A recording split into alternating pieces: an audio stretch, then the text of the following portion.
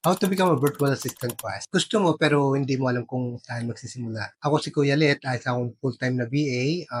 Nag-start lang din sa bahay, parang ikaw ngayon. Gamit lang ang laptop at internet. Wala akong background sa freelancing dati. Pero ngayon, may mga client ako sa Amazon at kumikita na ako ng steady online. Sa video na to, ibabagi ko sa iyo yung step-by-step guide kung paano maging VA, ano ang mga tools at skills na kailangan mo, at kung gaano ba kahirap talagang magsimula ang isang beginners. Lalo na kung plano mo mag-focus bilang isang Amazon VA, para sa'yo to.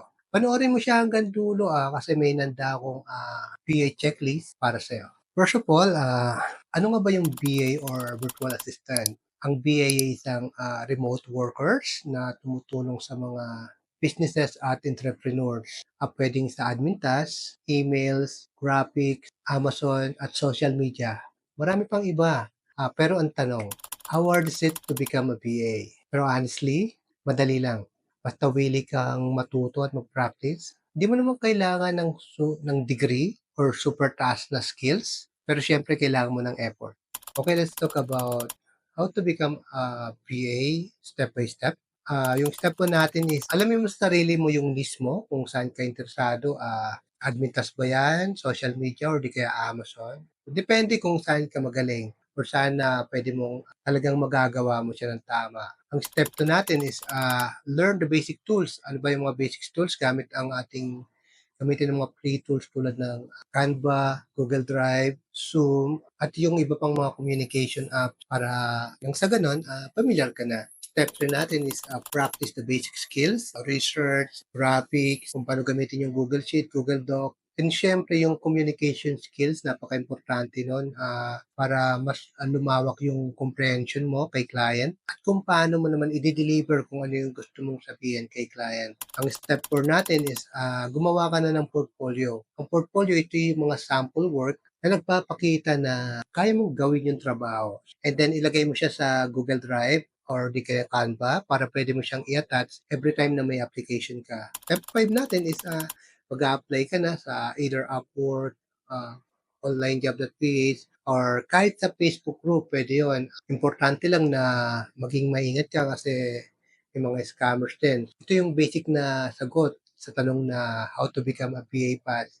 Hindi mo naman talaga kailangan na expert agad. Ang importante is consistent ka.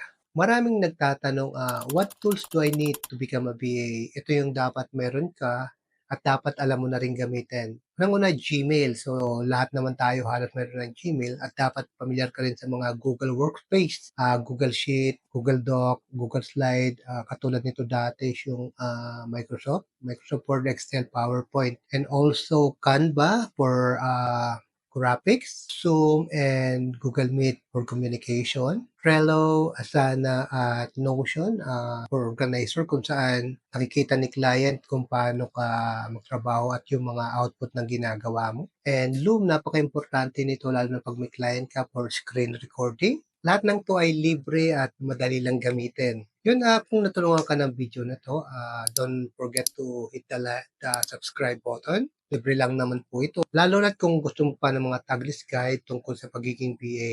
Next is, what skills do I need to become a PA? Ito yung mga skills na dapat lagi mong i-practice. Sobrang advantage nito. Yung unang-una is communication skills, written and spoken. Second is research skills. Dapat magaling ka mag-research or dapat may idea ka na kung paano mag-research. Time management, kung paano mo i-handle yung oras mo.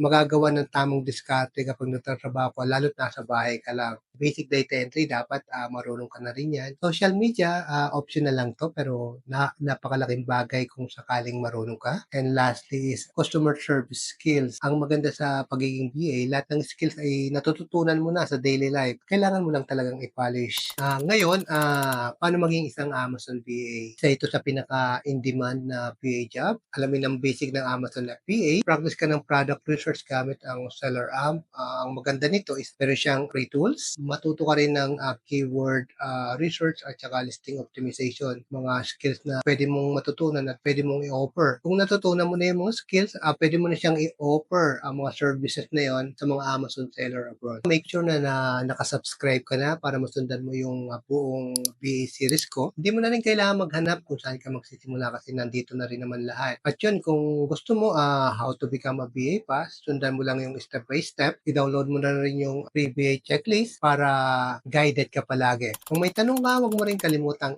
i-comment kasi sasagutin ko yan sa susunod na videos.